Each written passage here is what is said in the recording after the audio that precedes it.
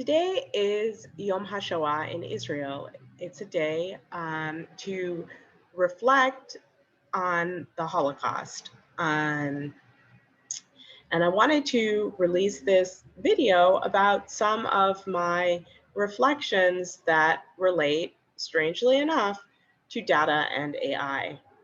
So when you look at what happened in the period of the Holocaust, it was painfully obvious that the advances of a society in terms of technology do not track very well with the advances of a society in terms of ethics. Those two things don't necessarily advance together. In fact, sometimes if you have very unethical people, giving them a lot of technology just sort of empowers their terrible deeds. And I think that's what we saw in World War II. I mean, the Nazis weren't able to sort of recruit a lot of scientists and even a lot of PhDs to join them. And in the end, it just helped them make more efficient killing systems. And unfortunately, I'm quite worried that we're coming to a similar conundrum right now in terms of several militaries around the world and several governments around the world where our technological advances, specifically the ones that have to do with big data and AI, aren't really tracking with our ethical understanding of the situation. The sort of bleeding edge of this is lethal autonomous weapon systems. Some militaries feel that it is advantageous to build systems based on artificial intelligence and other algorithms that will kill autonomously. No one will really sort of pull the trigger. So I live in Israel, and here we have the Hayrope system, which is an heir to the Harpy system. And I think it's important that people start to understand what exactly that is.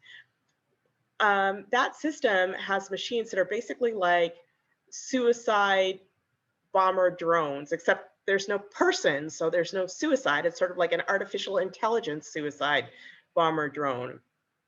These things can fly in and just blow up something on their own. And if you imagine a swarm of these, you can immediately imagine why this is incredibly problematic in several ways. One of which, concerns the people who sent them.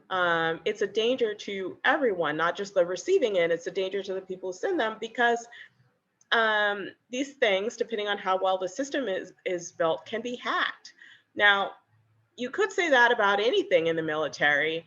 However, it's pretty hard to hack something like a large cavalry or a team of fighter jets because what would you have to do to hack a cavalry, right? You'd have to go in and convince every single guy on a horse in that cavalry he needed to turn his horse around and start fighting his own people.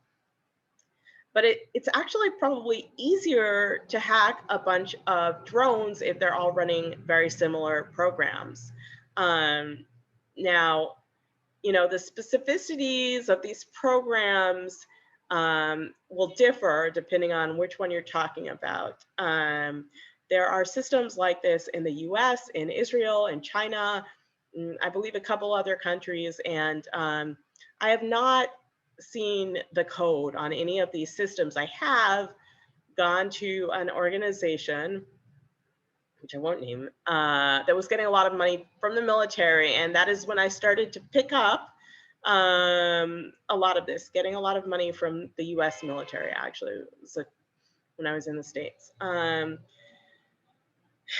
started to realize that there was a lot of money flowing into artificial intelligence that was actually coming from organizations like DARPA. So I wanted to develop artificial intelligence that had to do with medicine, but unfortunately, some of the ideas I had, or many people had this sort of dual use problem, meaning, you develop something aimed at medicine, but it could actually be used to kill people. So, I mean, let me give you an example that I think everyone would be familiar with: facial recognition. Facial recognition could have some really positive uses in medicine. Like if you think about patients who have rare genetic diseases, facial recognition could take the place of a more, a morphologist geneticist who looks at the morphology of the face and tries to figure out what's wrong with the genes. But facial recognition can also classify people by race or can pick up signs of their ethnicity or religion. So like if you had a woman wearing a hijab, she's probably Muslim. If you had a guy with a kippah, he's probably Jewish, and so on.